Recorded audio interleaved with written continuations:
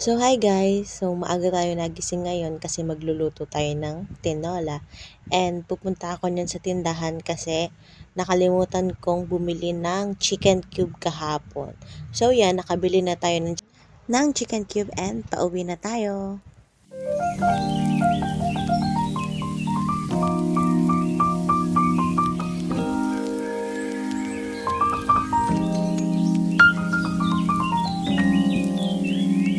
So ngayon ay magigisa na tayo. Unahin na natin yung bawang and sibuyas. Then halo-haloin lang natin yan hanggang sa masunog ng konti. Konti lang sunog.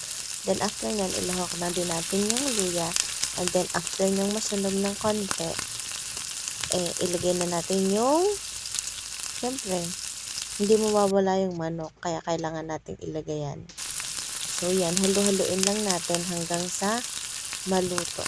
Lagyan natin ng magic sarap, asin, and syempre paminta, lalagyan din natin. So, kayo na ang bahala kung anong ilalahok nyo dyan or ano yung mga pampalasang ilalagay nyo para sumarap yung tinola nyo. So, yan, halo-haloin lang natin hanggang sa maluto. And then, mamaya, ilalagay na natin yung sayote.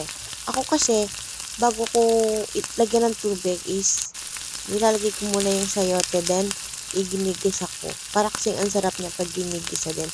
So, medyo sunugin muna natin ng konti yung manok or kapag tingin natin is luto na, ilahok na natin yung sayote.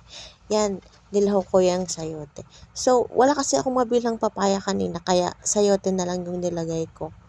So, it depends naman if gusto nyo ng papaya or sayote, kayo na ang bahala doon. So, yan, lalagyan na natin siya ng tubig and dinamihan ko ng lagay ng tubig yan kasi syempre, ang sarap din ang sabaw niyan and then, malamig ngayon, kailangan natin maghigop ngayong umaga. Then, syempre, dinamihan ko din kasi maiiga pa ng konti yan kasi lalambot pa yung sayote, kailangan pa natin yung palambutin at saka yung manok, kailangan maluto. So, yun, antayin na lang natin siyang maluto.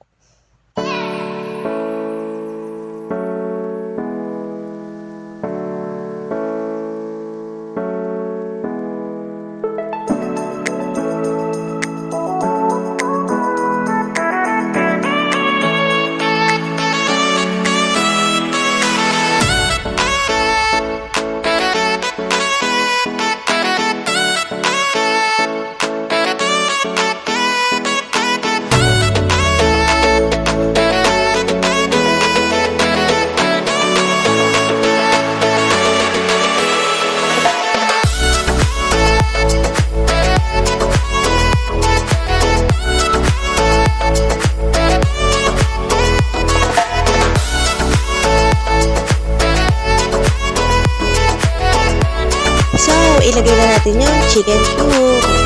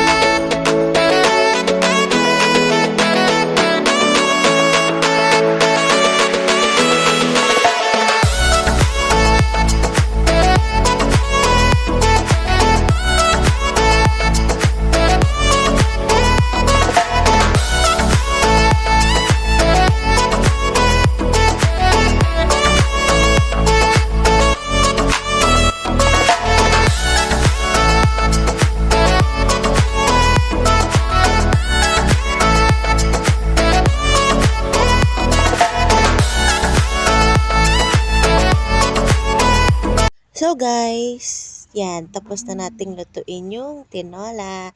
And yan, ang sarap. So, salamat sa panonood and sana lagi niyong panoodin yung video ko. Yun lang, bye-bye!